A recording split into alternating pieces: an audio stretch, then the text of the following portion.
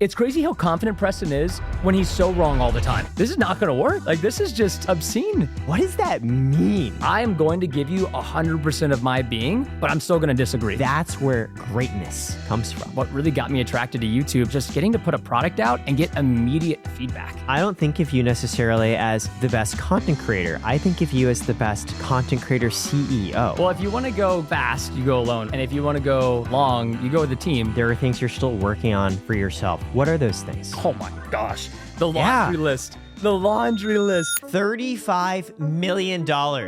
That's how much Preston Arsman made last year through YouTube. Starting as a kid making Runescape videos, Preston's now CEO of a media empire, managing 100 employees and 9 channels with over 80 million followers. At a time when top YouTubers are quitting, what's Preston's secret? Today, Preston shares how he's avoided burnout, how he's scaled from creator to CEO, and how he makes consistently good videos people want to watch. This pod is sponsored by me. I help build this cool new tool, Karat Insights. If you're a creator, Karat helps you manage your financials and compare how you're doing against peers. More on this later and link in description below.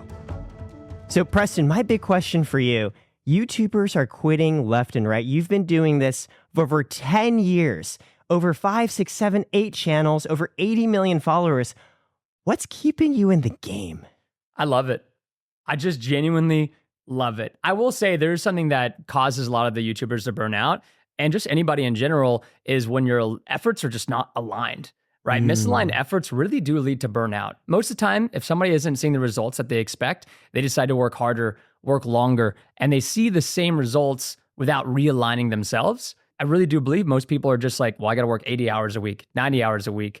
I got to work harder, longer hours, sleep less. And that is such the polar opposite of what you need to do. You just need more perspective. Have you ever felt burned out? And how did you overcome it, if so? I don't ever remember feeling burnt out. There's definitely times you're like exhausted, but there's a difference between being tired and being sleepy, right? Sleepy's like, I need to rest. My body's telling me I need to go into shutdown mode.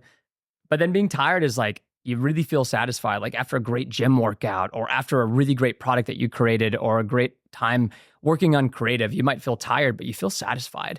You feel fulfilled. So I don't believe there's been any time in my career where I've felt like I've been genuinely burnt out. But also I try to take every single Saturday off. That's a big thing. Doesn't always happen, but one rest day a week to do whatever I want to do. Could be laying on the couch watching anime, ordering Uber Eats, playing video games, anything. I think everybody really needs to take one day a week off. Your vision, you've described the organization you've built, TBNR, a content empire with what, like 100 employees, double-digit millions. Forbes said that you'd made like over $10 million easy, 15 million. You've described your vision, though, not in the number of employees or even in terms of the number of followers. You've said you're building digital Rome. It's a fun word, huh? What does that mean? The way I look at it is it's this perfect area, just like the original Rome that was built, where all of this technology and the creator economy and CPG, consumer packaged goods, it all comes together in one place. It could be digital content creation. It could be paid media. It could be game design, game development. It's a difficult vision to actualize, and there's a lot of steps that take place. Obviously, they always say Rome wasn't built overnight, and the vision for it takes a long time to expand on. But to me, it's something that you can make into a reality. We already have the content creation. We have the game design, right? We have the products. We don't have consumer packaged products that are in brick and mortar and retail, something I'd love to expand into, especially if it aligns with a need that the populace has or some really genuine product that you're excited to work in. So for me, digital Rome is something that I want to continue to expand on because the idea is something that it's so exhilarating. When did this vision form? Because you started YouTube as a kid, TBNR Frags, Call of Duty, first-person shooter. There's got to be translation from boom, kill shot to I'm building Rome. Man, what a grind that was. I mean, yeah, it started at pretty much, I made content before they were even acquired by Google. And it was something where, as you continue to go and you're filming, like 4 videos a day by yourself and you're editing them, thumbnailing, titling, this whole 9 yards, you don't even have time to think. You don't have time to realign your efforts because every day is just action. Yeah. And we know that imperfect action does beat perfect thinking, but there still must be time for critical thinking. And so I do believe that I could have been much further along and helped a lot more people along the way if I would have taken a lot more time to critically think about things. So that vision was something that was only developed recently because the first basically decade of my career was just action, action, action. All you're doing is ideating content and filming. And it's super fun and fulfilling, and I love doing it. But also at a certain point in time, you want to evolve as a human and do something else. Yeah. Or at least strategize. To your point though, like you're 15 years old, like, yeah, you could have done what I did, which is sit at home and play RuneScape all day. Instead of throwing yourself Trust into me, this I did a giant- lot of that. Yeah. Well, RuneScape becomes content too. You know, it's all tied together. It does. Yeah. However, before you had the vision of Rome, you still were working really hard. Why? Like, what got you into that in the first place? Was it the creative inspiration? Was it you were making money? Was it, hey, I just don't know, I'm just built this way? Well, if you want to go fast, you go alone, right? And if you want to go long, you go with a team. And to me, there was something a lot more exhilarating about building something with a community that would help grow you as a person and that you could also help grow people. My favorite Bible scripture, iron sharpens iron. I'm a huge fan of that. And I wanted other iron around me constantly, not just in collaborations with other influencers or people like yourself, but people that were here and dedicated to creating the best product for the viewers. Because at the end of the day, it's viewer first, right? Even before the team, because without the viewer, there is no team. And so in order to build that, you need to scale and you need to have people. So it sounds very much that you just want to constantly be on the cutting edge. You want to be the best in what you're doing. And before you even had the vision of Rome, that meant leveling up, scaling, growing the channel. What does TBNR stand for? It's the best never rest, which is actually our mission statement. And rest is more synonymous with like die or give up. It doesn't mean you can't take a break and go take a vacation and relax and recharge and realign your efforts. It's that to rest is to give up and to not grow, to not evolve. And that's something that I'm vehemently against and something that everybody in the company is also against. And TBNR, that's a phrasing you came up to as you were a kid and you were young. So actually I was 15 and my eldest brother had it tattooed on his arm. It was just like TBNR. And I asked him, I was like, what does that mean? That's so cool. 15, we're drinking energy drinks, playing video games all night. And he's like, oh yeah, it stands for the best never rest. And I was like, I don't know why, that's so cool. And that was my first YouTube channel was TBNR Frags, which made no sense to anybody because first of all, what does TBNR stand for? Most people say TBRN. And then what is Frags, right? Frags is like a kill representation in Call of Duty. Nobody really uses that term anymore. They just say, I got a kill, not I got a frag. So that was the inspiration behind the name. Did it have to be YouTube? Because this mentality, iron sharpens iron, the best never rest, could have been anything. Why content? If you're a creator, Karat just launched this new insights tool that analyzes your socials and financials to calculate how much you're making today and how much more you could be making. You can compare your earnings to that of other creators like you and see on average how much they make and how they're making it, whether it's AdSense, brand deals, merch, or courses. For this channel, I learned compared to other podcasters of similar size, I'm lagging behind in growth rate and brand deal earnings, so I know how to improve. Try it for free via link in description below because Karat's mission is to help handle the business side of being a creator. Now back to the podcast. Could have been anything. Why content? Video games are something I always loved. Like growing up, my fondest memories is when my parents were watching me play the Sega Genesis that they got for me. So I think a lot of people can relate to how fun and how magical it was when you get into a game and you just love it and you continue to explore that world.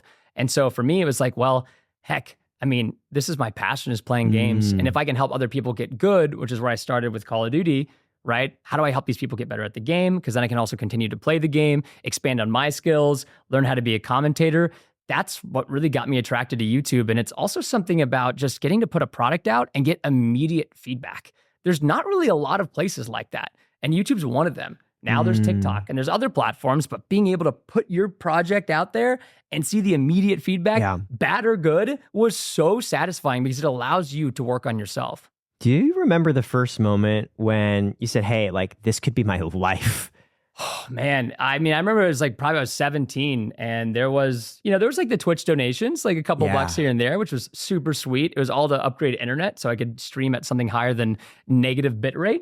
And I just remember gathering my grandpa, my mother and father around and I was like, look, I just want to like say a big prayer here because this is something that I believe that I should be pursuing.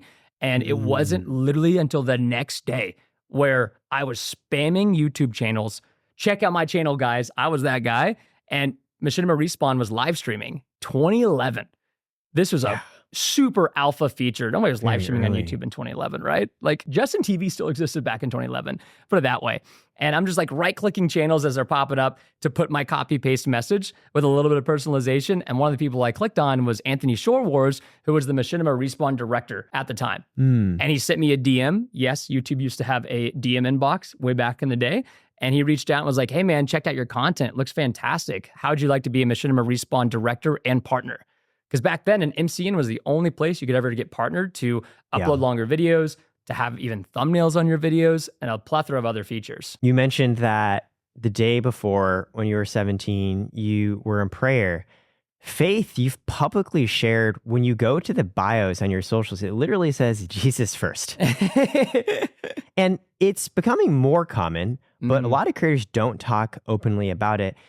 That faith for you, when did you start believing? Such a good question, because I feel like when you grow up in like a Christian household or probably any other faith-based household, regardless of what religion it is, it's just something that it was innate, something my parents obviously really pushed for. And I obviously really, really enjoyed the aspects of it. But I don't really think it was until I was a teenager when I really came to appreciate faith. You know, go through those struggles and you ask a lot of the hard questions and you're starting to realize, like, is this for me or is this not for me? And of course, thankfully, I came to the realization that this is absolutely for me and something that I need to pursue. And I never really had a great, deep relationship with my creator. Yeah, I recall. So I grew up in not as religious of a household, but I believe regardless of that initial setup, you have to make a choice at some point. Just because your mom and dad told you, oh, like this is a thing, doesn't mean you actually believe it. 100%. It doesn't matter if it's politics, family. I mean, there's a plethora of things. Like, of course, they influence that. And if they're really good parents, they want you to make those decisions for yourself and to empower you to make those decisions.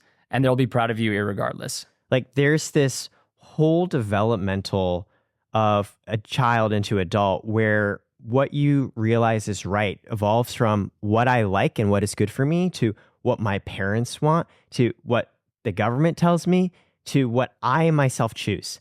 And so for you, it sounds like in your teens, you made a choice to lean into your faith. And like, what were the questions you had before you fully committed, and what changed where you suddenly or now felt confident in moving forward with that? So when you go to religion, it's not a great word in my opinion, because to me, faith is so much more important, or spirituality, right? It's like, I want that. I want to feel what I've heard other people feel, right? Or when I'm around somebody and I'm like, they are a light, I don't feel like I have a light, right? So it's like, to figure out what that is, I need to explore that. And to do that, I need to read, I need to pray, I need to fast. Heck, I need to go read other religious texts from other religions. I need to see how this really lines up. And more importantly, what are the morals of this religion? And is this something that I want to embody and follow? I mean, I think about it sometimes that just in our galaxy alone, our universe, there's 2 trillion galaxies? And that's all that we can count as of right now. And it's like, there's just no way that there's not some form of higher power. Yeah. It would blow my mind. And of course, I'm super confident in my faith. So it's something that, to get to that point, the questions that you have to ask is, do you feel something? Do you feel like you have a light to you? And is this something that really resonates with like your soul? Because it's something that's a really big deal. A lot of people focus on the mind and body, but the soul is something entirely different. I experienced something really similar. So for me, in my sophomore year of college, I was on my own version of the grind where I was like, I got to get good grades. I got to get a good job. Wasn't really sure why I was doing it. I was really sad. And one of my friends came and she helped me a ton. And I was just like, why are you helping me? Like, there's nothing in it for you. Like, that was my mindset at the time. And she was like, well, it's because of my faith. And to your point, I'm like, well, I don't have the light in my life. Kind of sucks. Here's someone like, I don't know what this religion God stuff is, but if it's helping her be a better person, I'm interested. And went with her to service, similarly had a lot of skeptical questions that I ended up very much like you being like, well, like, there's so much we don't know about the world. Like, sure, you don't necessarily have proof, but it's not unreasonable, even from a skeptical POV, to be like, in this infinity of galaxies and dimensions, there probably could be something you don't understand. And that for me made it far easier to then say, okay, cool, now there's a choice where I can choose to believe in this and see what happens next. I'm curious for yourself, did anything change after you'd come through this realization? Because you had already been grinding very hard on YouTube. I had definitely been grinding pretty hard. It was about maybe a year or so.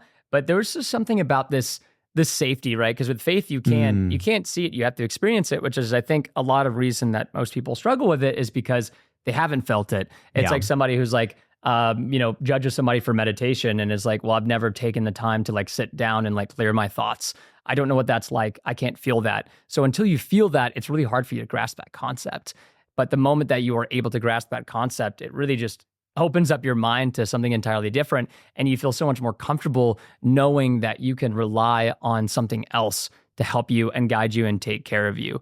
And that's something that I pray every day on the way to work. It's like, man, I want to rely on the Lord's understanding and not my own. Like, I am genuinely just a human full of so many flaws and mistakes, and I want to be a better human. And for me, the Christian theology does focus a lot on how to be a better human and how to serve your neighbor and other people. It's much more purposeful than just existing in this life. And and there's great people that are not Christians, of course, and they have other religions, which is fantastic. It's just, for me, that resonated so well with what I wanted to be and how I wanted my actions to be perceived. In every previous moment I've met you, you are the most confident, charismatic, humble, and funny guy I've met. And I'm not just saying that. For those of you who don't know, like, I came to Preston's spot here in Dallas like a couple hours ago. I was like very anxious. I was like, oh my gosh, I have to set up. And you're just sitting over here cracking jokes. I watched the keynote you gave at Vid Summit. And what blew my mind is you're telling a group of YouTubers how to scale the same way you have. And you're so humble while you're going through this presentation. You're like, hey, like, yeah, I worked hard on this. Like, I don't know if it's good. Like, this thing made it in, this thing didn't. All of this put together, I'm like, wow. And now I'm hearing you describe yourself as like very human. You're like, yeah, I've had flaws and mistakes. I've worked through them. And I'm like, wow. Was that the weird thing? A lot of people just want to see, like, they want people to see the good things and not the bad things. And I think it's natural as humans, we try to cover our tracks.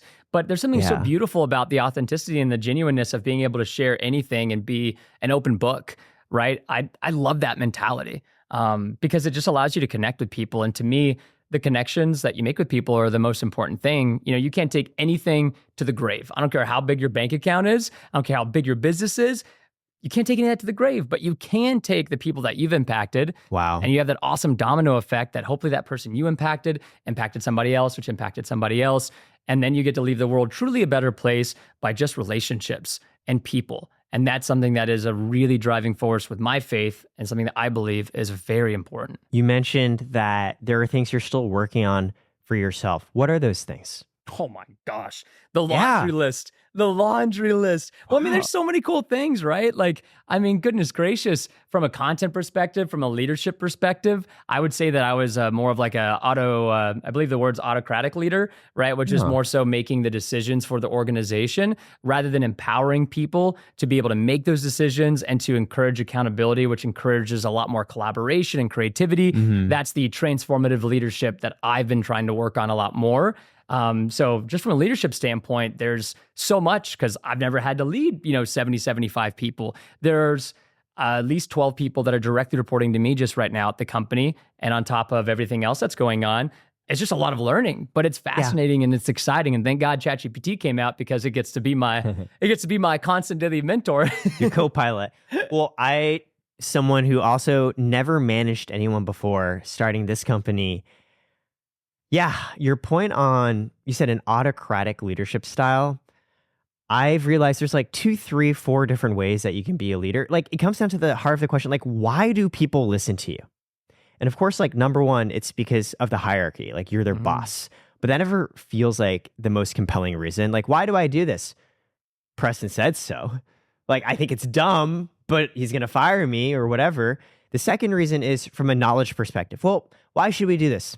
Preston knows more. He's been doing this for years. And the third was described to me as referent, where people want to follow you because they want to be more like you. Like, you inspire them. Like, why should we do this? Well, like, Preston wants to do it. And I really admire and respect Preston.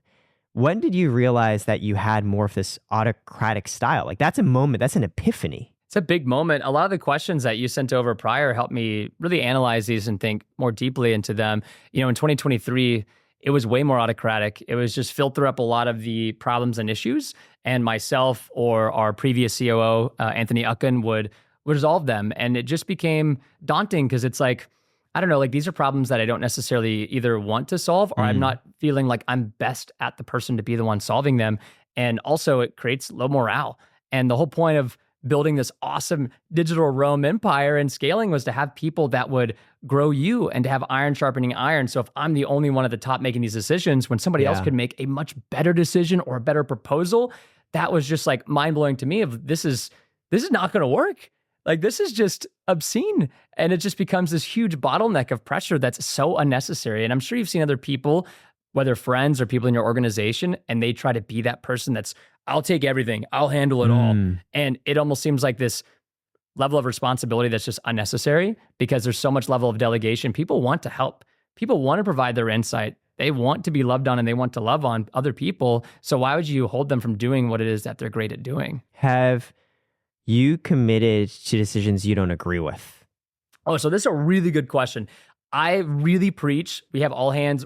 Used to have them every single month at the company. Now it's once every quarter. I very vehemently preach this about just commit. I disagree, but it's okay to commit. So if you tell me that I should go in one way with, let's say, a content idea, and I'm like, hey, I disagree with you, but I'm going to fully commit. Why? Because you've done the research. You're the professional here. You're so passionate about this thing that you want to do. I am going to give you 100% of my being, but I'm still going to disagree. That's something that really is difficult in an organization because people will just either be so quick to judge or they're just like, I disagree. So now I'm basically going to half-ass it, right? And like, that's something that is really unfortunate. So I'm very open when I'm like, guys, I don't agree with this partnership, I'm going to disagree with y'all, but I'm 100% bought in. When we brought in our socials director, came in from Mr. Beast, he had this huge proposal for new content, filming in public with strangers, basically doing like small philanthropic events for strangers, right? And I think that's awesome. It just, for me, interacting with strangers on camera just felt so, my whole upbringing was about trying to be respectful to others, right? So it feels, even though you're giving them potentially thousands of dollars. Like the performative aspect, or? It's just like not wanting to interrupt their space. And you're not doing anything wrong. You're literally just going up to them and asking them like, hey, do you want to pick a color? Like it's really cute. There's nothing, it's not bad in any way, but it made my skin crawl because it's something I was so uncomfortable with. And I told him, I was like, I disagree with this. I'm going to commit to you though 100%. Wow. But how would we have known if that was ever going to work out if I half-assed it and I did it half-baked, right? Of course the content would perform. He would be disappointed. We would never actually know if this content vertical or this idea or this project would be something that could be so beneficial to us. It's one of the craziest concepts that you've described, to both sit in your own mind and be like, I don't think this is a good idea. And then to sit there and be like, but I'm going to do it. Yeah, it's hard. You have to have that level of trust. And I mean, obviously I brought in this person because I trusted them and, they nailed the interview and they're obviously somebody with great experience. So at the end of the day, it's like, I don't know what I don't know. And I'm always willing to relearn because I'm constantly growing. And so if I think I know something, that's like such a danger because it's like somebody could teach me the same thing, but in a better way. So I should always be willing to relearn things and stay as humble as possible. For me too, it's an emergence from the company is just me and my co-founder. And so it's not like there's other people. It's kind of like we are doing everything. And like whatever we think is right is obviously what we should do because there's no entity that exists outside of us. I remember the day when I had, at one point we had like 50 employees. I remember thinking this entity, it felt like it had a mind of its own. Like, how you described, you do things you didn't agree with. I felt like I was doing that a lot. Partially because I too wanted to subscribe to his philosophy of I should follow what those trusted peers and team members of mine have to say. But it got to this point where I was kind of like, is Karat part of Eric or is Eric just a servant of Karat? I'm curious for yourself, how do you see Preston and TBNR? Because once upon a time is you, 16-year-old dude. You are TBNR. Now it's this whole company. How have you found the balance between TBNR is an extension of Preston, which it is important because you were the founder with the vision, versus I too am just a servant of the TBNR omnipresent will. Well, I think that's a beautiful thing about having the servant heart. Like really at the end of the day, the viewers are the driving decision behind why we'll do something or why we won't do something. And so the more that people can adopt that mentality, whether you want to film, we'll keep it really simple. do we want to film at location A or B? It's like, don't ask me what's best for the viewers. Which location is better? And also, do both of them fit within the budget? Easiest thing for you to figure out at that point in time, then, which one is better for the viewer's experience, right? Yeah. So at the end of the day, I've always felt like we were servants to the viewers. So it makes it just more so getting people on that same page and that vision to align with making sure that they're serving the viewers or the customers if we're releasing a product, anything along those lines. But I've never really struggled with that too much. In fact, I really love when things blossom without my approval or without I my didn't even feedback. have to be doing it. It's so cool. And Yeah. they love it too, because there's that level of accountability and excitement, and they're pumped and they're just like, Wow. can't wait to try this thing. And it might not work, but as you know, you want to encourage failure, because then people will try new things and they're not penalized for it, right? It's only if they do the same thing multiple times and it's like, hey guys, like, you saw that our efforts here yielded a big failure and you did the same thing again. Now we got to talk about realigning our efforts here. But for more than anything, you get some really valuable data or experiences out of those failures. That's the secret to your success. I don't think of you necessarily as the best content creator. I think of you as the best content creator CEO. I appreciate that. Do you remember, like, what was the first time you hired anybody? What was that experience like? Oh, it was 2016 of March. It was the first time I brought in an editor. Before then, my parents came on to help us out with various other projects. But like, first real like employee that it felt like was just an editor. And there was no formal interview. We had an office in Grapevine, Texas. It was tiny. There was nobody. So, I mean, it was as simple as like, you want some scotch? Yeah, cool. I like scotch. All right, let's just drink scotch. Okay, do you like anime? Cool, I like anime. Sweet. Yeah, like, what are your hours? Oh, okay, you're working at this thing over here, so you can come in from 9 to 12 and then go to your other job and then come back from 5 to 8. Cool. Hey, you start tomorrow. By the way, I'll be asleep in the office on this mattress, so please wake me up on your first day. Wow. That was pretty much it. So you were also, to be clear, you were sleeping at the office, just like a mattress on the ground. For like months, I would do that. It was not a good idea. I would shower at the rec center, Grapevine Rec. Shout out to you guys. I'd come in there at like, I don't know, man. Depends on when I was waking up, 4 p.m. Who knows? Get a quick shower and go to Chipotle, get some food, grab a Starbucks or a mocha coffee from a local coffee shop. How many hours a day were you working during this come up? Back then, I would say it was like easy 80 to 100, but how many of them were focused? I don't know, 30, because like that's the big thing. So many people are so focused on like more and more and more, but it's like better before more. And if I could have just spent 40 or 50 hours working a week, but those hours were more focused and dialed in, I would have seen way more results than spending 80 to 100 hours. So what changed for you to have this realization? Because that's a drastic lifestyle difference from, Chipotle, Starbucks, mattress to, hey, the best never rest. Rest doesn't mean, not taking time to sleep and shower. I mean, I would say it's an accumulation throughout the years, but really it's something I've been dialing in the past year. I was like really praying to God and I was like, okay, what was 2023? If you could define the year for the company in one word, it was learning. Lots and lots of learning, right? Lots of mistakes, lots of failures, but a lot of beautiful learning within those. And I'm not disappointed at them at all. And then year of 2024 is like, all right, give it to me, God. What is it? And I'm like, feels like it's the year of focus, which is awesome. But the past 6 months, I've been trying to get way more focused. And I can't say that I was focused at all in even 2022 or 2023 intentionally. It was probably passive focus where I was just doing the right thing at the right time, but it wasn't intentional. It's like you heard the saying of a great man seizes an opportunity, but an even greater man creates an opportunity to seize. And so I want to be the man that's able to create these opportunities to seize rather than just hoping I'm stumbling upon the right opportunity at the right time. It's surreal because from an external perspective, you've been killing it for all of this years. What do you consider to be a failure? You said 2023, you had learnings, you had failures. What does that even mean to you? What is that? Of course. I mean, we had so much, we spent a lot of time on brand new infrastructure, systems, and a lot of these systems and infrastructures didn't match the current people that have been here for years. So of course they leave and, you have personal relationships with these people.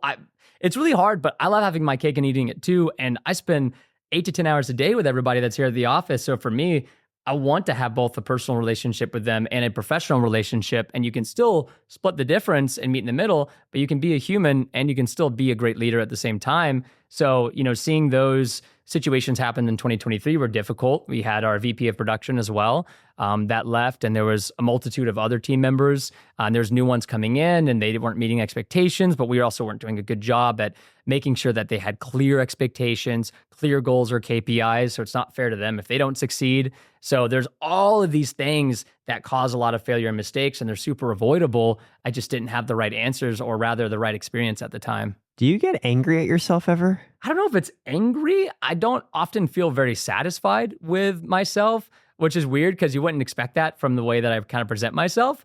But like, cause I'm always happy. I don't really ever think there's been times where I'm not happy or feel depressed or anything, but maybe that's because I just want to continuously grow. So often I'll go to bed and it's like, man, I definitely could have done better, but I should also look for the positive too. Because most of the time I'm very glass half full with everything around me and other people, but not necessarily myself. That's one of the biggest things I struggle with is not punishing myself for what I could have done better. My girlfriend recently was like, Eric, you're not grateful for things. And I'm like, well, what do you mean? Like, I'm very grateful to be where I am. Existentially, I'm very happy.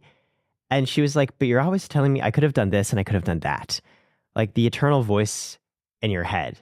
And that's why I asked that question, because you're describing these like incredibly emotionally momentous occasions. And you're continuing to move forward and grow. Grace is a really big one, right? Because if you have it for other people, like, shouldn't you have it for yourself? And I think that's something that takes a long time for a lot of people to figure out, because I love who I am, but I haven't done a great job at giving myself that grace, even though I really love who I am. I mean, I saw a top-rated comment the other day about us playing a game called Pal World, and it's like, it's crazy how confident Preston is when he's so wrong all the time. Which is really silly because it's like, I always don't know if I'm going in the right direction, but a decision has to be made. And so you have to be confident in those decisions. Otherwise, people won't follow. And also, you most likely won't follow as well. I don't want the biggest enemy being the thing that lives in between my ears, right? My mind. The concept of grace blew my mind when I first learned of it. Like the unconditional nature of it. Hey, maybe you don't deserve XYZ.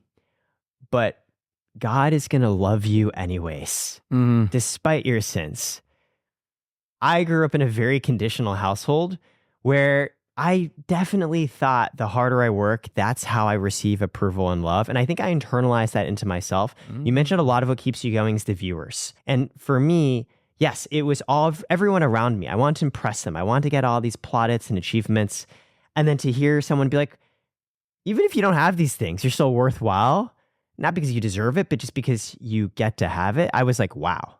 And so that makes a lot of sense. To that note, though, you also did talk about how a lot of what you do, it is for the viewers, where you are optimizing off what is successful. How do you think about metrics? Like, how closely do you follow them, subscribe to them? We love metrics. The really cool thing about metrics too, and a lot of people do understand this, or maybe they don't understand this, it's all viewer behavior broken down into numbers. That's all it is. These beautiful metrics are just telling me exactly what the viewers want to see or what they don't want to see. And how do you reconcile that with, for example, you got a hate comment of someone being like, Preston doesn't know what he's doing. Like, how do you weigh one more against the other? I would always say you can reverse engineer anything that's negative into something that's positive, right? If they're right, then I reflect on that. And if I believe that they're wrong, then it doesn't bother me. You build like a thick skin, right? I mean, I grew up Call of Duty, Xbox Live chat. We all know what that was like. Oh, wait, that's toxic. Oh, bro, yeah. Very toxic. Twitter was like that too, 2011, when I was posting stuff. Oh, man, that was the only time I almost ever quit YouTube is because of how like mean and cruel other influencers were to me on the platform based on my faith, which was really silly at the time. But, sidebarring, it's something that you can build that thick skin to because you realize like, okay, is this just like mean for the sake of being mean? Or is this like a constructive piece of feedback? Right? We really preach radical candor at the company. And I believe that helps people grow personally and professionally, right? It's like, I don't want somebody to withhold something from me because they're worried about who I am. And I also don't want to do the same for somebody else because we all want to become better humans and make a better product at the end of the day or learn something new. So you're always honest. Yes, as much as possible. Even if it might hurt their feelings. So you can always present it in a way that's more the sandwich approach, a little compliment, little got radical candor, little compliment, But at the end of the day, if you really care about somebody, you want them to grow. So, maybe it hurts their feelings, but you're not doing it to actually hurt their feelings. You have good intentions behind it. So do you remember, number one, the last lie you told? And number two, when did you start to practice radical candor? Oh man, last lie I told. Oh, I think it was earlier today. My dad was in here and he was talking to me about like a music video. He wrote a really funny song. He's a songwriter and musician. And he was talking, it's not a real story, but it's about like a A younger, large girl that works on a farm, and then a thinner man that fall in love with each other. And he's like, oh, you Preston, you could play the man, and we could get Brianna in this costume, and she could play, and like she's missing some teeth. And I was like, yeah, Dad, that sounds really funny. And I was like, I don't know, I was like, I think it's a great song, but I don't want to be in this music video. Then the other thing about like when we started practicing radical candor was probably always. It's just I didn't really know what that phrase was. And I had to like obviously look it up. I was like, what does radical candor mean? It's like, oh, it's basically just being honest because you care about the person, right? Like I'm sure you relate to this, but in my family, everybody loved on each other, but we were also hyper competitive with one another and always challenge each other because we loved each other. And that's the same thing I want to bring to TBNR, that foundation of like, I can care about you, but it's like we're on a professional sports team. If I've got a team member that's doing something personally or professionally that's hurting them or the people around them, I have to tell people about that. Like I have to bring it up to them and we got to talk about it because, well, one, maybe they don't even realize they're doing it, or two, they're doing it actively and they need to be talked to not do it anymore. And is it uncomfortable? Absolutely. But the comfort zone is what keeps people from their growth. And if you're hyper obsessed on growth as a human, you have to get outside that comfort zone. And so I would always wish somebody would like be accountable with me and say, hey man, like I can't believe you said those things. I can't believe you did those things. I can't believe you did that idea, so on and so forth. When's the last time someone gave that feedback to you? It's been a long time, to be honest. Been a long time. I mean, there's definitely a lot of people here that are more comfortable now with like critiquing ideas I might have, ideas or like vision or goals. But most of the time, it's a lot of me providing that candor. So it's tough. I would say the majority of the person who provides it the most is my mom.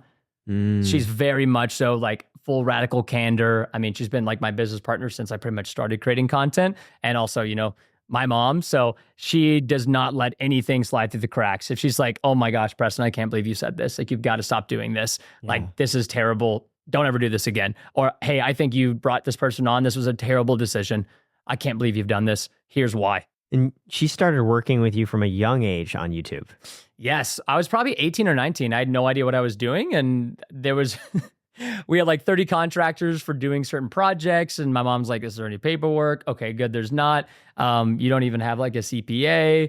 There was pretty much nothing concrete. And my mom's like, this sounds like a disaster. Like I literally need to come in here and try to protect my son because he is just creating and not focusing on anything on the back end. Have you had to give feedback to your mom? Like, has there been friction ever introduced? Because now you're like working with each other. Oh man, all the time. But I've also been working with my family since I could remember. I mean, younger brother also works at the company, sister, brother-in-law, other younger brother, older brother, they're all here. And so is my dad as well. My dad, mom, and I, we've definitely had our frictions. We have like the months where we are just like constantly like this because they really vehemently disagree with decisions that I've been making. And that can cause a lot of friction. But at the end of the day, we always love each other and we always come to a conclusion that works. Again, it comes back to that commit and disagree, right? Where it's like, hey, mom, dad, like I am the person that is driving the force behind this company, right? Y'all helped guide me during my earlier years when I didn't have the experience. Now that I have the experience, of course, I don't have all the experience. I've got so much to learn and I want to ask you guys. There's a safety in a multitude of counselors, but it's up to me to make the decision. It's not up to y'all. Y'all provide the counsel, but at the end of the day, I get to choose where I make that decision based on the counsel I get. You have a lot of confidence to grow into the role of, look, I respect where you're coming from. Sometimes I'll listen to you even if I disagree, but sometimes like I am CEO and I am deciding, you are guiding and supporting. You also mentioned before, a lot of how you deal with frustration is by giving yourself that grace. If you had to think about Preston outside of TBNR, outside of YouTube, like how do you define yourself? What's your identity? What do you base it off of? That's so fun. I'm sure you've read like Atomic Habits and they talk about identifying like if you want to be the pro athlete, you are the pro athlete. Right. Change can only come when you've changed yourself. Yeah, exactly. So the Preston outside of TBNR is probably just, I mean, the same Preston he is in TBNR. I think that's a beautiful thing about my content too, is I really am very similar to the person that I am on camera and off camera. I want to stay as authentic as possible because I want people to hopefully buy into me. And the same thing with like a team. And if I can be a great leader by being who I am versus being somebody else to get people to follow me, that to me just sounds like a double life I do not want to live.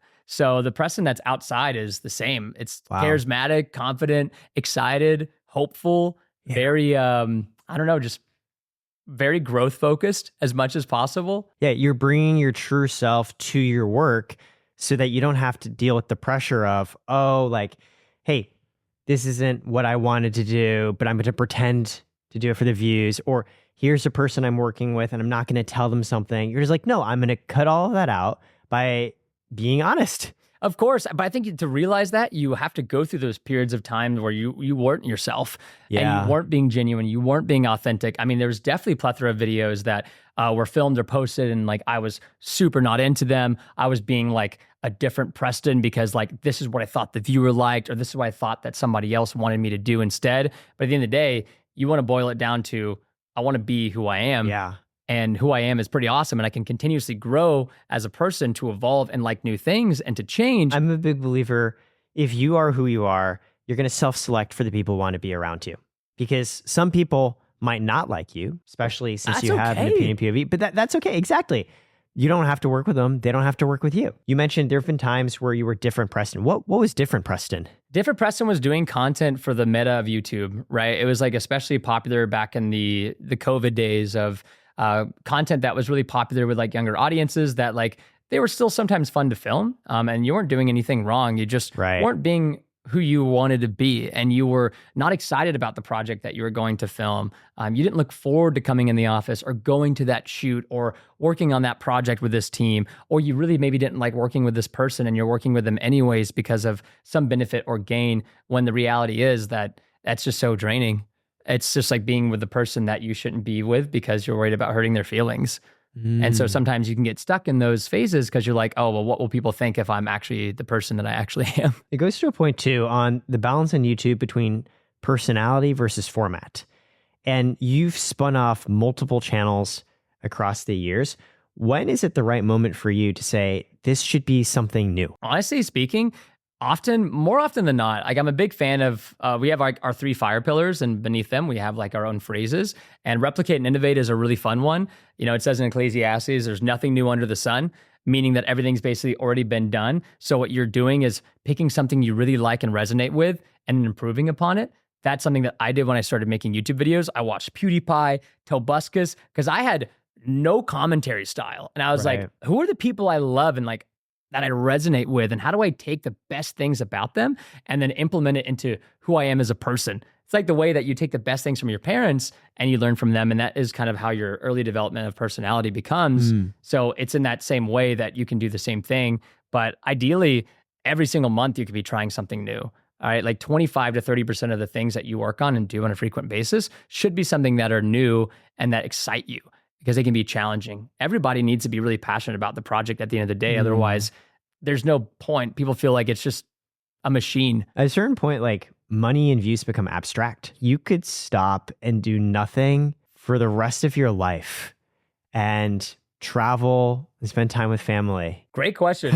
Great question. You know, there's just some driving force of when you find your passion in life, you just love what you do and you can't imagine life without it. And that's what it really feels like. And it's the infinite game for you. You just want to keep playing. It's the purpose. It's the Simon Sinek infinite game. And it's like, I want to continue to build people up and to build myself up and to grow with these amazing people and to grow with these viewers. And it's just something that I never thought I would get that opportunity to do. And now that I have it, I don't want it to go away. I want it to continue to evolve and to change, of course. And my mom used to always say that. She was like, you know, I'm setting you up so you can retire if you want to at 22, 25. And it's like, I hate it when she said that because it's like, bro, I don't want to. Like, I love what I do. I mean, my parents thought I'd be done making YouTube content maybe 6 years ago. And I was like, man, I'm just getting started. You know, like I'm not even 30 yet. Like I'm in my 20s still. There's so much more to do. So I don't know. And a lot of people probably don't know this, but our Minecraft servers generated over 25, almost $30 million in revenue. And this is back with almost, you know, no overhead. We were working with a lot of awesome independent contractors and we had some great projects and great ideas. So like you mentioned, 100% like I could retire if I wanted to, but to me, it just seems like such a disservice to the amazing people that have put so much faith into me and to now the company that they've helped build, and even the viewers, the faith that they've put into us to consume our content. And it just seems like such a strange thing to do, you know, but even though that's like the sense of duty, I don't do it just because I feel the sense of duty. I also feel like this sense of just purpose and excitement every day. It's important to be yourself, even despite all the formats and how the metas change. and you have many channels. How involved are you in each of the videos? And I bring up, for example, MatPat has talked a ton how they've built the Theorist channel in a way where other personalities can come in and they don't even need to be in the videos anymore. In fact, that's basically why they're stopping. For you, what's the degree of, hey, this video is produced by TBNR, which I'm CEO of, versus, yeah, I'm the talent. I'm in the video. It's me. It's Preston. That's a great question. One thing we've been really pushing forward and I've been disseminating to a lot of our directors and supervisors and any of our creative individuals is, look, at the end of the day, no matter what content we're filming, it needs to be exciting, irregardless of the talent that is performing said video, scene, whatever. It needs to be something that is just captivating, right? The talent is just supplementary. So anybody could come in and this would be an awesome broad interest. That's the way I look at it. We do so much volume recording across all the different channels, right? Social platforms, meetings, you name it. You want to be able to give the viewer a fantastic experience every time. So if you have 6 videos in one day, which is a pretty normal day a lot of times, you can't always be an S-tier talent. Right. You can't always let your banter thrive and the jokes just roam. And so it's unfair to the talent and it's also unfair to the viewers because if you're just tired, you're a human being, you're going to genuinely just be tired or you're going to try to push and then you're going to be like, I think he's like exhausted and still trying to make a video for us, which I respect, but like I'm out of here because this is like, I can tell the guy's falling asleep, So I really push for like, again, the viewer first mentality of like, no matter what, this has to be so dialed in and so set up that like we're just coming in to honestly have fun and that the viewers would love this content no matter whom is the talent performing it. And I know they've obviously grown attached to myself and Brianna and the other talent at TBNR, but I really want to get it to that point because it puts us much more in a viewer first mentality. So for you personally, if the viewers are happy with the content, you don't feel like you even need to be in it. I mean, I love being in it because being talent, something I feel like I'm really... something I'm really good at, but I can always continue to improve at. Yeah. But at the same time, I would love to give other talent more opportunity and screen time. And there have been videos where we've only been in maybe like 30 to 40% of the entire video and the viewers still love it because it's just a really unique idea. Or you bring in an awesome co-host like Robert Oberst, the world's strongest man, comes in and takes up the majority of the airtime. And honestly, you're just kind of like the host in that video, but it's still a great product and everybody was so excited to see what was happening. What's the structure of TBNR today? And I ask because usually a CEO is the most scaled, delegated out person possible, where they have layers of people and they're at a certain point not even doing anything individually, they're just managing others. But you're unique because you do that. But to your point, you are sometimes still in content, actually a lot, because you like it and you're good.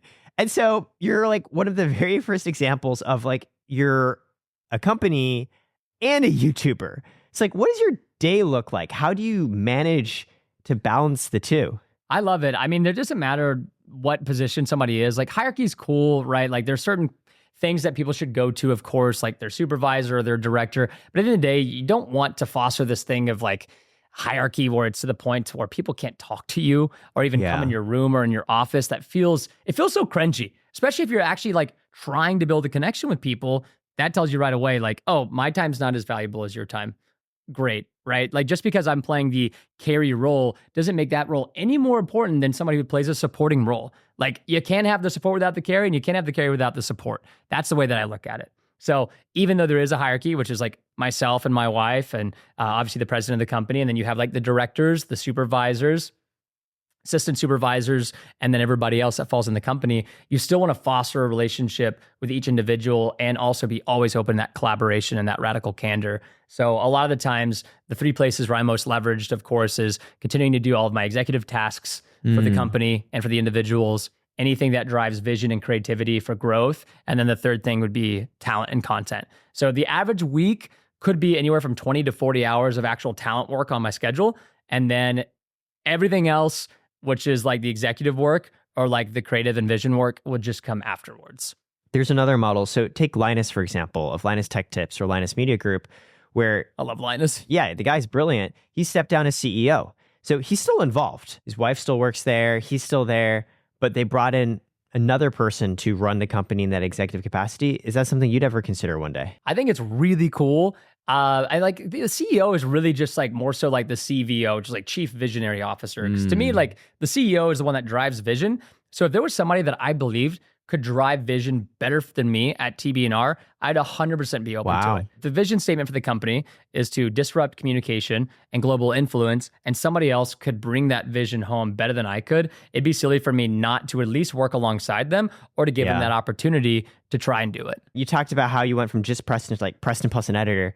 How did it go from like Preston just an editor though to scaling like Preston plus like 75, 80 more people? Like after you had that first editor, like what were the next few hires? Like was this very deliberate or was this kind of like, well, he worked out great, like bring in another editor? It was definitely much so as per needed. We were not very good at figuring out what our future needs were going to be. It was more needs of the now. Yeah. So it'd be like, oh wait, we just launched these additional channels.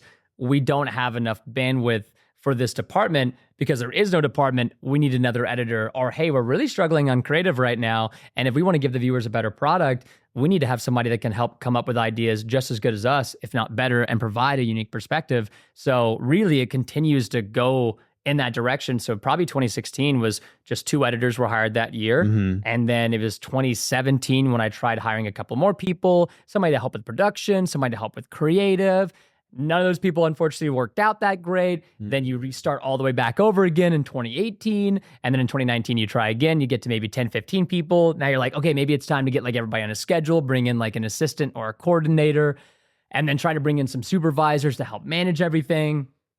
So it's a very ongoing process, but it wasn't really until 2022 when we hired our VP of production at the time, who was like, okay, cool. Y'all have like 20 people here. They're fantastic, but there's a lot of organizational issues currently, and there's a lot of missing roles that need to be filled, right? Because I do believe that people need to be as focused as possible. So if people are playing too many roles or too many hats and they're not great at delegating, or they're also not great at weaponizing their own calendar, then they do need that help. In a perfect world, if everybody's efforts were aligned, people would only have to work 20, 30 hours a week to get done everything that needs to get done, right? But so many people are still inexperienced like myself, and they want to put that extra time in because they find passion and love for it. So long-winded answer, it really just continues as you kind of launch these new things and realize like, oh wow, there's a lot of things here that we're missing and we're not doing a great job at this. So we're doing a disservice to the viewer. So we should definitely be bringing on somebody who would make a much more logical like decision or strategy for how we want to pursue this project. Do you hire primarily for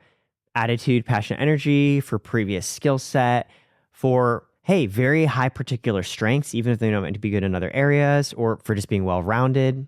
What do you think about when you look for someone to join on TBNR's mission? Dude, it's really good. We've had definitely people in the interview process who report back to talent acquisition and were like, this was terrible. Like, this was way too intense for me. And I was like, fair, like, I respect that. Wow. How do you signal this? Like, what's your interview process that people are literally like, whew? I don't know. I like to ask the questions, like the hard questions, because the way that you look at it, it's like if you really care about your culture and you care about the people here and you're connected with them and you're going to bring somebody in that could be a liability for the company and then also a liability to those around you, you know how negativity spreads so much faster than positivity. So I don't want somebody that's going to come in and bring the negative energy around and then infect these 10 people that were super uplifting to those around them. And now they're acting this way just because of like the one bad seed. So of course, like it feels very much so like not a first date, but like a real first date. Like, okay, what's your faith? What's your politics? What's your morals? What's your family? Like, let's get into it. Obviously, we don't go into those questions in the interviews. We keep it all very legal, as it should be. But we like to ask the really hard questions. And I think that that's something that people don't like to do as much. And so it could be 5 minutes of just getting to know the person, but then it's like, cool, let's get to brass tacks. Let's go through the hard stuff. You know, tell me what you're terrible at, right? I love that. A lot of times people are like, oh, I'm not terrible at anything. And I'm like, okay, well, they didn't say they're terrible at anything. They're not self-aware. So that's a big red flag. Because I can tell you what I'm terrible at, right? So like, why can't you tell me you're terrible at that? Like, it's actually a red flag for you to say that you're not terrible at anything. It's not a trick question. It's like, I'm just looking for honesty. When my co-founder and I started Karat, at one point we were thinking about bringing on a third co-founder. And we would walk them through this game called 50 Questions to Fall in Love. So there's this study, the New York Times has written about it, where they brought together pairs of individuals who didn't know each other. And the idea is if you ask questions centered around vulnerability, like I'm going to share something intimate, and reciprocity, like please share something back, you might be able to quickly form bonds of companionship. And many of the pairs from this game ended up becoming friends. Some pairs actually ended up being more than friends. One pair got married. Whoa. It's a very serious thing. So like when we were doing this, and it's just Will and myself. There wasn't like 15 employees and like an HR person. It's just us and like this person we were thinking about having choice. And yeah, we did ask. We were just like, when's the last time you cried? Because to your point, it's like, look, man, like we're going to talk about things like I need to know the people I'm working with. Well, I mean, especially a co-founder, you know, that's a really, really high level position and somebody that you're going to be super vulnerable with personally and professionally. Yeah. And exactly to your point, if it's not a good fit, let's figure that out now versus later. Dude, a house divided against itself is doomed to fail, right? It's the same thing as like a relationship, a company. It doesn't matter. Like you want not like, it's like you want the like-minded people,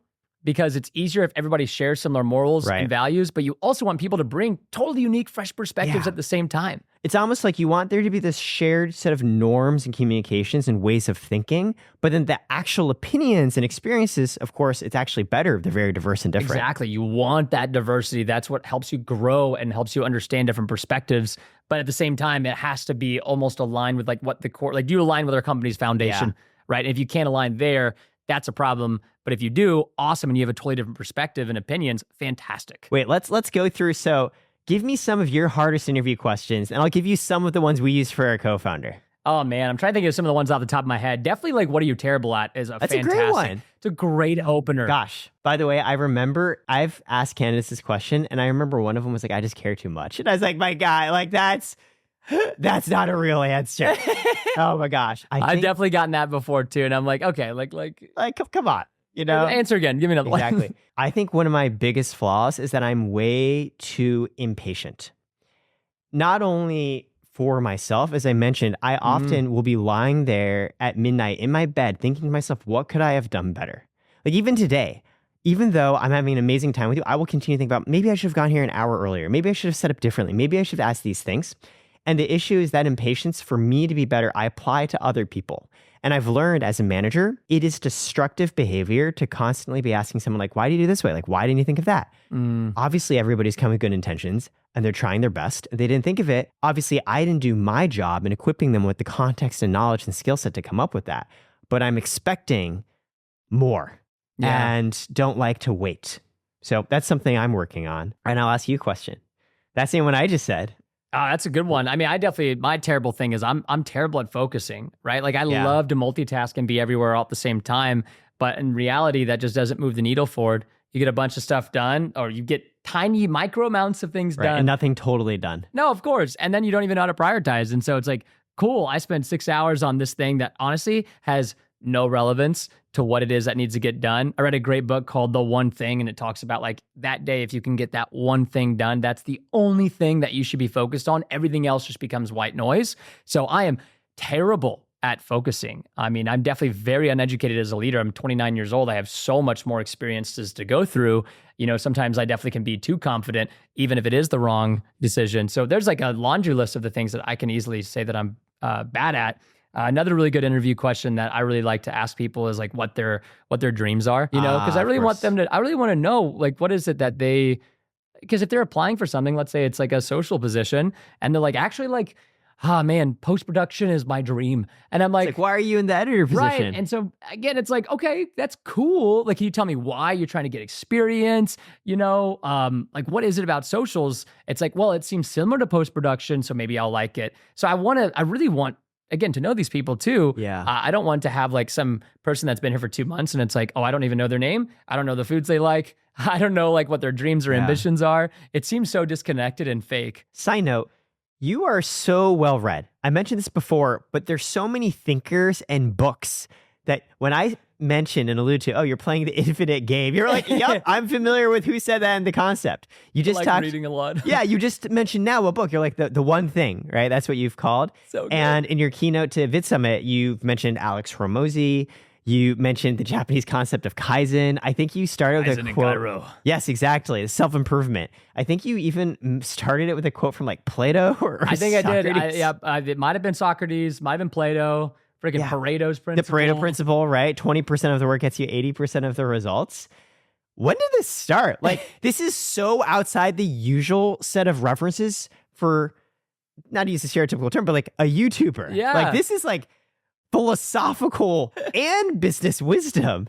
I think there's just something about the information of the past that's so fascinating. And I feel like if you could work on one skill right now, it's adaptability and it's learning quickly. That's something that I had a compliment by Tony, who was our old CEO at the time. And he's like, I love working with you because you're incredibly intelligent. And I was like, but I think you're much more intelligent than me. He's like, you don't understand, like the ability that you have to learn quickly. It far exceeds the people that I've worked with. And he's like, you don't really recognize like how valuable that is. And so the ability to be able to absorb information and techniques and skills, I almost feel like I'm just a really good copycat. But it's true, like whether it was learning how to commentate videos on YouTube or how to make thumbnails, I like to look and I like to digest and I like to do it. So for me, it's just continuously wanting to learn from people who if they're great and they have great insight and wisdom information, let me read about them, let me learn about them. Why were they the people they were and why did they make the decisions that they made and how did they come up with these principles? And then I can gain that insight and then just use it to my, either to my advantage or if to somebody else's advantage. What I really resonate with when you've talked TBNR is building digital Rome, like when I think of Rome, that has set the culture of Western civilization for eons of time afterwards. Not necessarily because of what they built or accomplished, because let's be real, basically all of that's faded away. Like these buildings were built years ago, like statues have faded, but it's the cultural norms around intellectually exploring, being honest with each other, new philosophies, right? Stoicism, right? Marcus Aurelius, meditations. So right? good. Great book. For those of you who don't know, by the way, like this is not stuff I brought up to Preston before.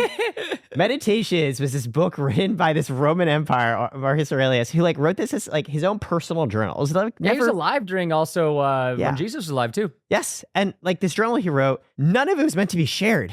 It's just literally like a guy talking about like, how do you get through life? Like when you're happy, when you're sad. It reminds me a lot of like Proverbs or Ecclesiastes. Yes. It has a very similar vibe because it's like, even if you're not a Christian, like there's lots of beautiful nuggets inside of Ecclesiastes and Proverbs and meditations. All of these things just help you become a more disciplined, well-rounded individual. A lot of the core theses around these writings, life sucks sometimes. Like life feels unfair. Like we come into this world and sometimes good things happen, sometimes bad things happen. Sometimes you look around and you're like, why did this person have this? Sometimes people are mean. And I think as human beings, we're just like, you can take that and it becomes baggage and damage. And well, this is what was given unto me, so I'm going to give it unto others.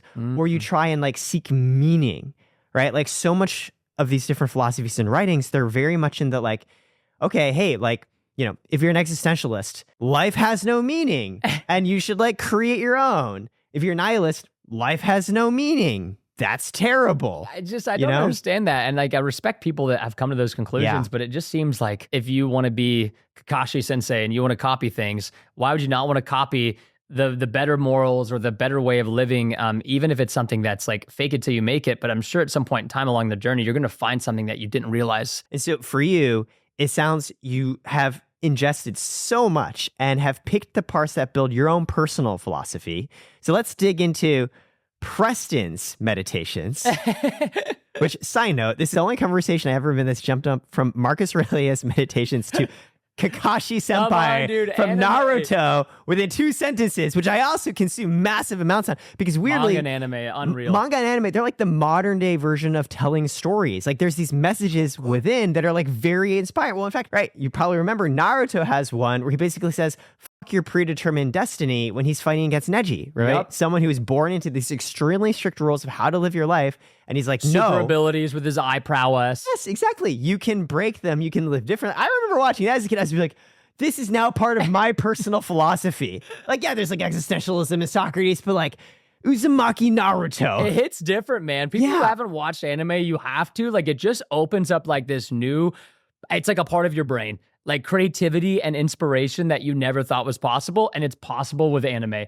It's literally like a gateway. So we're going to dig into Preston meditations, Preston philosophies. First question, what's a philosophical principle in your life that you've gotten from manga and anime? Oh man, dude, believe in the me that believes in you. Oh my gosh, from Tengen. Yeah. So good. I've told people that and they're like, where did you come up with that quote? And I was like, dude, I didn't come up with it. Like, this is like I tell people a lot of times during quarterly reviews, and it's like, if you believed in the me that believed in you, you would see a totally different person. And they're like, oh my gosh. Like sometimes they just start crying and they're like, that just like, I've never heard somebody say that. And it's like, it's true because so many people live with like their biggest enemy in between their heads or the imposter syndrome, and they don't realize how great of a human being they are. They need somebody to tell them that. Oh. So that quote to me has always stood out. I love that quote. I love that too, because sometimes when I or a friend are going through like emotional troubles or traumas or breakups, and it's like, what do I do? What should I do? And I always say, like, what would you tell a friend going through the situation? Like exactly the same. What would you tell them? And like, they'd be like, okay, hey, you're really burned out. You're really sad. Like, take some time for yourself. It's going to be okay. And I'm like, why can't you say this to yourself? You can't, because there's so much self-consciousness and shame and embarrassment. So that's why, as you said, believe in the million that believes in you. Like maybe you can't tell yourself that, but maybe if you can believe in me and I'm telling you this, that's okay. Yeah, it's something I love. And I think that's something that most people struggle with is really confidence. Yeah. I feel very blessed. I've had a, overwhelmingly overpowered upbringing, right? Because I have like two parents that are still together who poured so much into their kids that they literally would sacrifice their own well-being and health for their children. Do you feel unconditional love from your parents? Oh my gosh, way too much. It's OP. Like I genuinely, because there's people who have had the worst upbringing, no parents, and make like so much out of their lives, right? And they conquered 1 million times more than I'll ever be able to conquer. But at the same time, it's like, it's so beautiful because when you have a positive upbringing, it just feels like it puts you just light years ahead of others. Yeah. And it's just like, because they have that unconditional love, it's the same way of like, if you have a friend who gives you unconditional love, you feel like you're light years ahead of other people because they're not doing it out of anything in return. They just do it because, they love you as a person. And that is the beauty of humanity. I love that, because a lot of people believe that greatness comes from trauma, that it comes from suffering and feeling that you're not good enough, the chip on your shoulder. So you have to work harder and be good enough and be better. I think, to what you said, actually, if you just feel unconditional love and self-worth in yourself, you will feel free to do what you want to do naturally, to be passionate, to do things you're aligned with. That's where greatness comes from. 100%. I mean, think about it. Like, why would, positive experiences in the human brain is what encourages us. So why negative experiences are not really things that usually encourage us. Like, yes, you can always find the good and bad. You can make something like, oh my gosh, I got so hurt here, but I don't ever want to get hurt again. So here's what I'm going to do. I'm going to take this and turn it into a positive experience. But at the end of the day, a positive experience would have been better. When you think through your positive and negative experience, I'm going to ask you the same question I asked that potential co-founder. When's the last time you cried? Oh, that's such a good question. I feel like it was actually it was a romance anime, but like the last time I actually cried, like I had a moment or something like that, was probably when I was making a really hard decision in the company, like writing a PSA that would potentially impact, 20, 30 people. We were going through a bit of a struggle, and there was just a lot of weight of, hey, I don't know if I'm doing the right thing, but I need to look out for the majority of the people here, even if it hurts the minority of the people here. But like, that's what it means to be a good shepherd or to be a good steward. And that hit me, And so it's just like that moment, and tears just start coming down your eyes, and you're just like, but you have to make that decision. Nobody else can make it.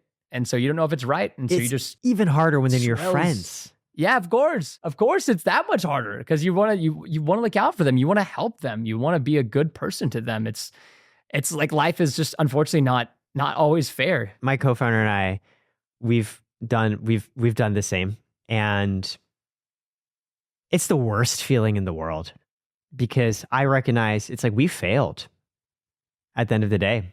And to your point though, going forward, it's better for both of us though to make a change now. And this can be hard to reconcile and balance. Another point in Preston's personal meditations, going back to what I said before regarding these different philosophies around life, do you think there is an inherent meaning in what we do? It's a great question. Meaning in the sense of whenever you're doing something, there has to be purpose or meaning behind it. When we're born into this world, is there like a predetermined purpose? Like something we should be doing that makes it worthwhile? Actually, not only from necessarily religious POV, but also like Aristotle has what he calls virtue-driven ethics. This concept that every person and thing on this earth has a purpose behind why it's there. And you should do things that help you fulfill that purpose. I would definitely agree with that. It's hard to find it though. I feel like a lot of people struggle, and I feel really blessed that I was able to find it quickly and at such a young age. But I definitely believe that there's meaning, and that people should be able to try a lot of those things that help them find what that meaning is. Yeah. Because it takes a lot of time, but it's in there. It's like the same way that you might have a vision or you have a goal, but you don't know exactly what it is, but you know that you need one. You just need to take that time to think, you know? And they always say, like, one thing that sticks with me from Preston's meditations is like, a moment waited is a moment wasted. And that doesn't mean that you need to be doing something at all moments in time, but is the thing that you're doing right now important, right? If you dedicate this moment to rest, that's okay. You need that rest. You've dedicated it to that. If you need that moment for thinking, it's okay. If you need that moment to cry, that's okay. I love that. But when you're just wasting the moment because you don't know what you're doing and you have no intentionality behind it, I do believe that that is a wasted moment. Another point for Preston's meditations, do you think that all of us, we're already the best that we can be? My co-founder and I disagree on this, where a lot of times something will go wrong and I'll be like, look, if I could have done it differently, I would have. This literally was the best I could have done. In a way, it was deterministic. If you replayed this exact environment and setting with all this input, and I was the exact person who I was before, I always would have done this. And my co-founder a lot of times is like, no, that's bull, man. Like, no, like, you could have been better. We could have been better. I'm curious what it's your personal perspective on that. Man, it's such a mixed bag. So it really could be either or. The like anime Preston inside of me wants to say you could always do better and you could find a new way to do it, especially if you went back, because you now have that perspective and experience, and that the predetermination is like something that you can overcome. But then also at the same time, it's like, well, these are the rule sets. This is the mentality. This is the experience. This decision was it would have happened again. Kind of goes back to like Aaron Yeager. But I would say that I would still like to see it be overcame, if that makes sense. Right? When somebody's like, because I'll get that too. But most of the time I'll own up to that. I'm like, oh, I definitely could have worded that better. I've had just recently a conversation with a team member, and it's like, hey, I said something, it didn't come out the right way. I could have worded that better. Rather than me being like, well, this is just who I am.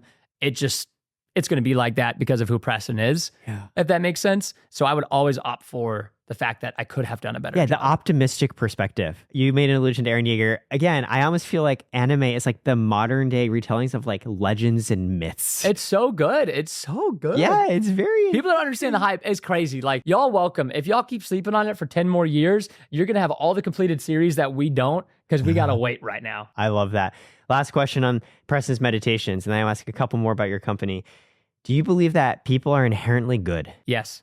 I actually really do believe that. I think that people just get lost in the sauce at times, right? There's just like certain things that they're doing, and most of the time I don't believe it's active. However, active evil and subconscious evil are still evil at the end of the day. At least one of them is active and one of them is passive, right? And they don't realize they're doing it. Again, it goes back to that radical candor, where if they have nobody that's telling them that their behavior is bad, similar to a child, how do they know if that behavior is bad? And more importantly, why is the behavior bad? How does it impact others? And how does it impact yourself? That's something that most of the time parents neglect or other people neglect when they say, don't do that. Okay, why? Like, it's like, I don't know. It's just like, people have told me it's not good. It's like, I need a why.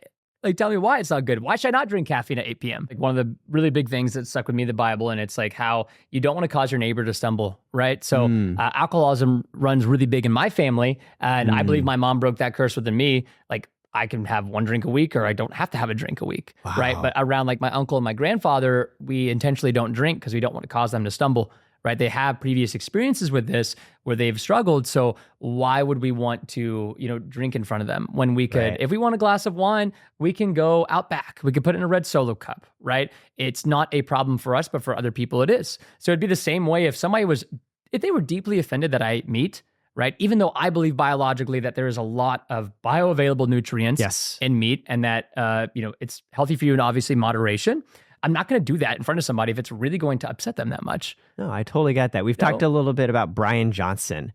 How much, Preston, do you try to optimize your own life and nutrition on this point? I'll do a lot. That's why I love ChatGPT. I've always been hyper obsessed about that. And there's definitely certain things I do that are not the best for my health. And there's things that I do that are great for my health. But I'm always asking it, right? Like, how much sun in the morning should I get? right? What's the Yeah. perfect amount to set my circadian rhythm? How much does my cortisol spike in the morning whenever I get up and see sunlight? Oh, it's 30%, 40%. Is this normal? How does this differ from the stress cortisol hormone that I'm used to? I'm always trying to optimize that. What's the ideal amount of water consumption and mineral to water ratio for somebody my weight? So you name it. Right? What's the maximum amount of caffeine I should have? Is there certain levels of microdosing of nicotine that would be helpful for cognitive effects? There's so many different things that I want to look into. Why?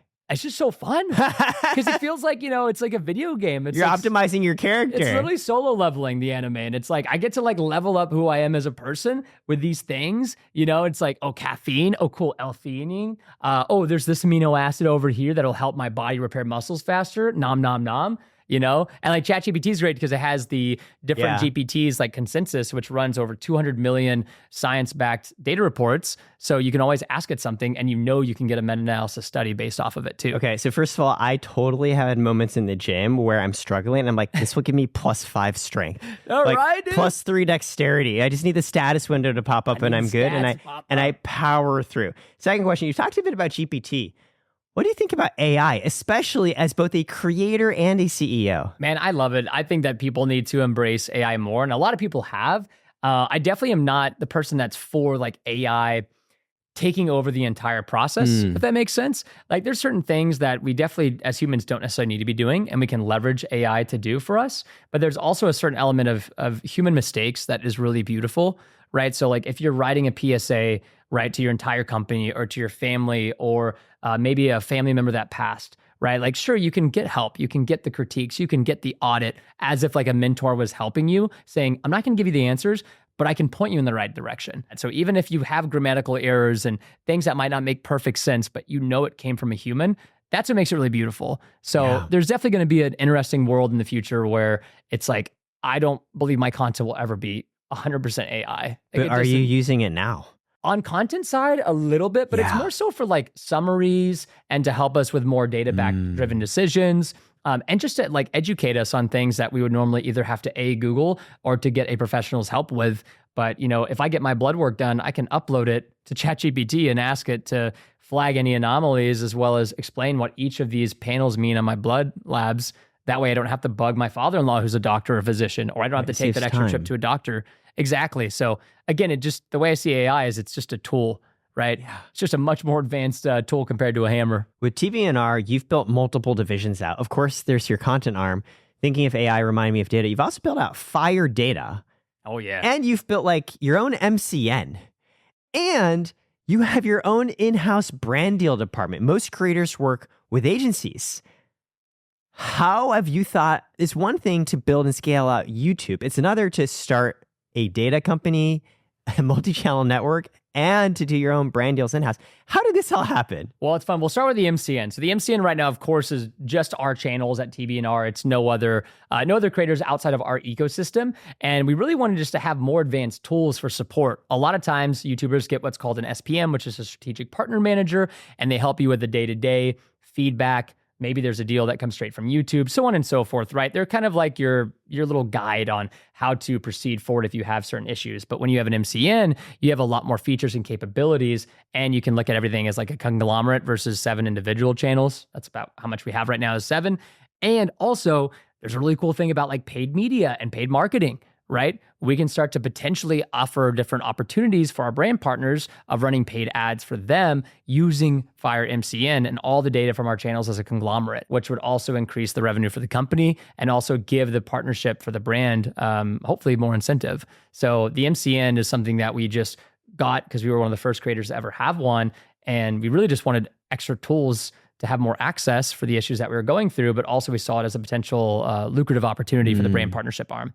And the brand partnership arm was obviously because I wanted to have more control over the creative and the partnerships. And again, going back to viewer value, I knew if I could train salespeople to become also partial creatives and to be obsessed with the brand and also the viewers, that they would be batting for the viewers' best interest with these brands and also getting to educate them, right? Brands they don't know a lot of times. And so it's beautiful getting to educate them. And even if they never do a deal with us, it's like, again, cool, I just impacted this brand and was able to educate them. Now they're going to always look at TBNR as what a great source of information. They didn't have to do that. We didn't even close a deal, but they gave us that time and they educated us on this is not good for our brand. Like our content would not fit here. Here's where you should go. And here's how you should look at things when working with a creator.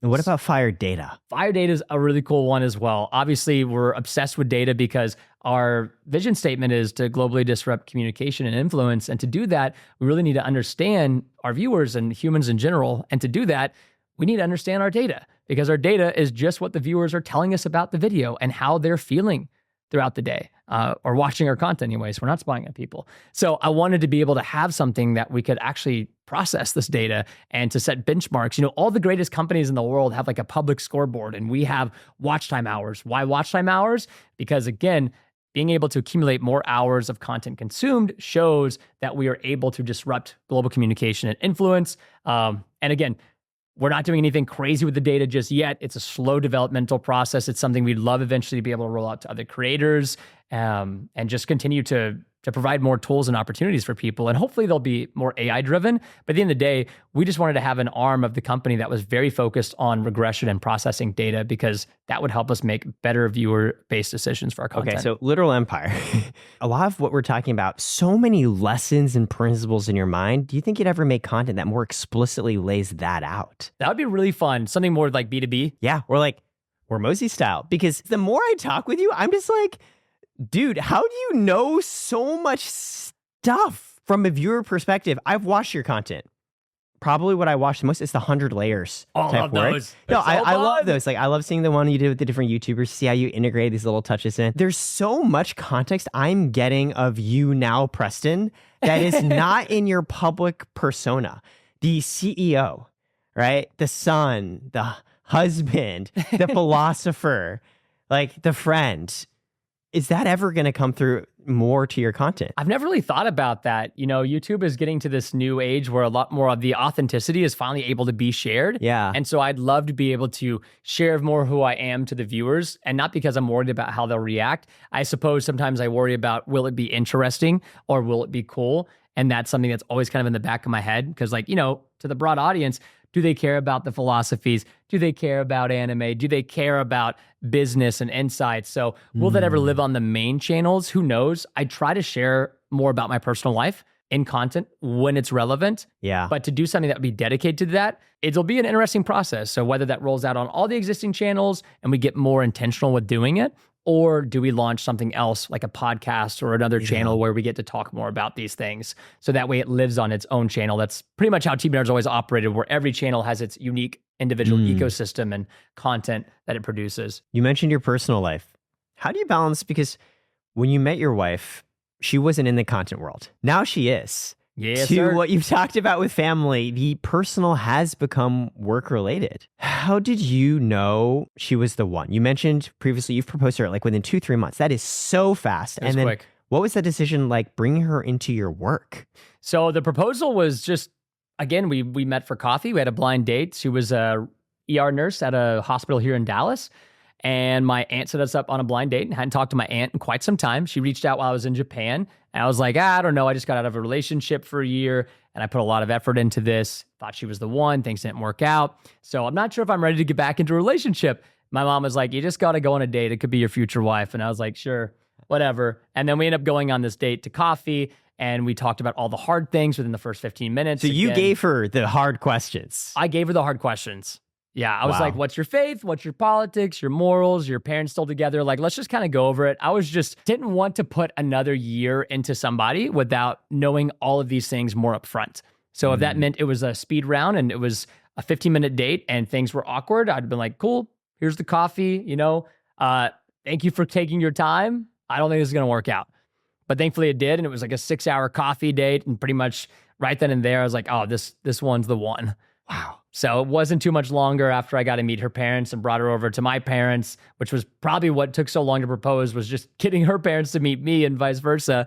And then you just know. I love that. And then how did you decide to then bring her into your work? So she was always an artist. She was in musical theater growing up. She's a phenomenal singer.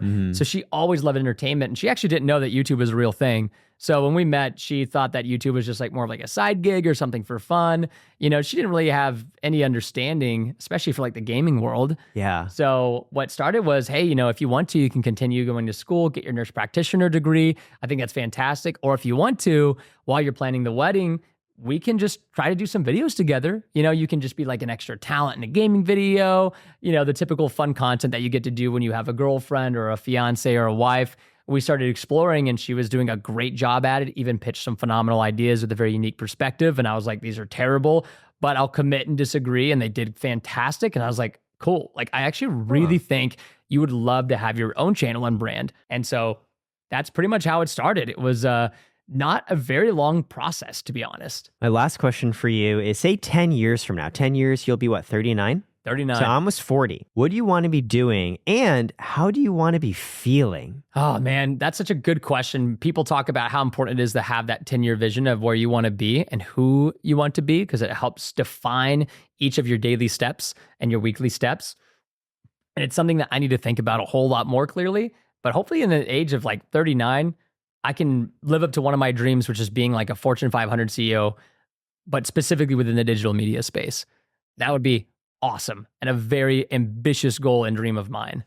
But to be able to genuinely just get to create to the point to where I don't feel like I have to do anything that is absolutely necessary that I don't want to be doing, but rather things that I want to be doing because I'm driven by them passionately. There's still things, of course, in the day-to-day that need to get done because there isn't the right person in place for them.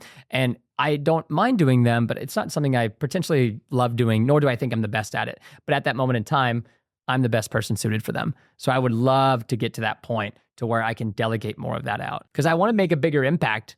And I know I can make a bigger impact doing things that I'm better leveraged on. But when you're not doing things that you're the best at, you're not building any leverage. So I want to be doing things in 10 years that I'm the most leveraged at 100% of the time. I feel like what you've described and its impact in society plays out in 2-3 ways. The first is, of course, through the media that your company puts out. People watch it, they feel good.